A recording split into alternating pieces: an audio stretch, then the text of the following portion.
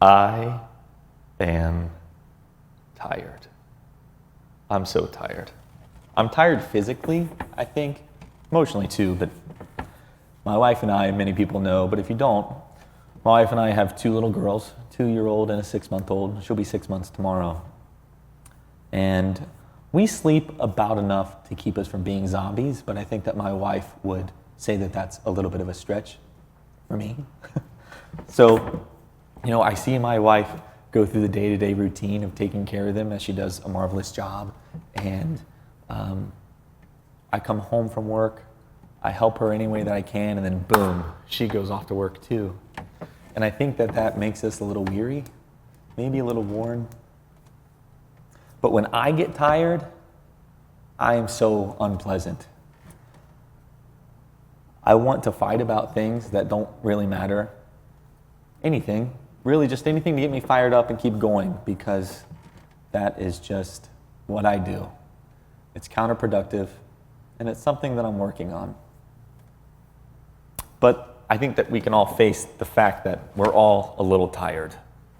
We're tired of Mass. We're tired of fasting from hugging and seeing our friends and families as often as we'd like to, this time of year especially.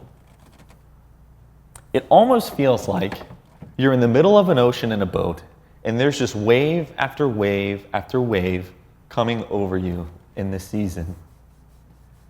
And we have to find ways to make it better. And we try and do that ourselves, because whether it's our anxieties, whether it's our jobs, whether it's financial implications, whether it's just going through that busy everyday life, we get tired. Matthew 8:23 through 27.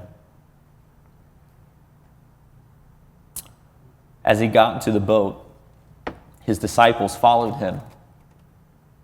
Suddenly, a violent storm arose on the sea, so that the boat was being swamped by the waves. But Jesus kept sleeping. So the disciples came and woke him up, saying, "Lord, save us, we are going to die." He said to them, "Why are you afraid, you of little faith?" Then he got up and rebuked the winds and the sea, and there was a great calm. This passage, I don't think, has the full intentions of telling me, maybe it's telling you, to just chill out for a minute. But the Bible in its entirety is God-breathed, and I feel it now that passage, as we've heard time and time again, this time it's telling me to relax and get some rest. In the middle of that storm, the disciples were losing their minds. Even though the Son of God, who, by the way, previously in Matthew was just doing miracle after miracle after miracle, he was right there in the boat with them, and they were scared. But he was resting. I think that we all need to decide when we are going to let Jesus, the God King, be king in our lives. Whether we're just going to keep picking and choosing when those times are. We need for him to be the constant king. I think most of us can agree that we all need to chill out a little bit. We all need to rest. He has already won.